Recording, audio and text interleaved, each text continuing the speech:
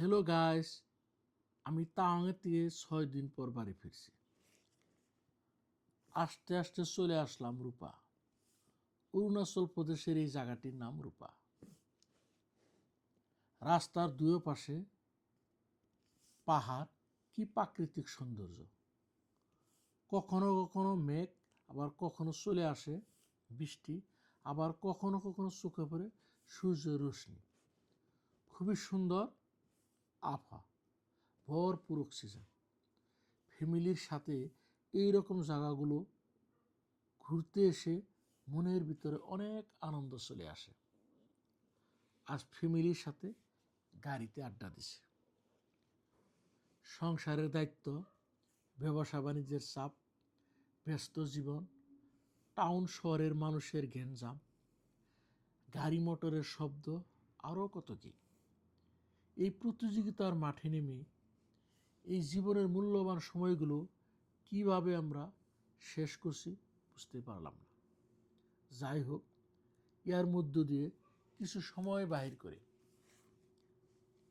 যখন বাইরে আসি, মনে চায় তখন মুক্ত আকাশে যেমন পাখিরা উড়ে আর ঘুরে, এরকম একটি জীবন চাইলে আর পাইলে মন শুধু চায় ঘুরতে। মনে চায় না আর সেই ব্যস্ত জীবনে ফিরে যায়। ঘুরতে ফিরতে ভ্রমণে আসলে আনন্দের মাঝে টাকারও প্রয়োজন। সংসার, বাড়ি ঘর চালাতেও টাকার খুবই প্রয়োজন। এই ভেবে ভেবে বাড়িতে ফিরে যায়। তাই সময়ের কাজ সময়ে করতে হয়।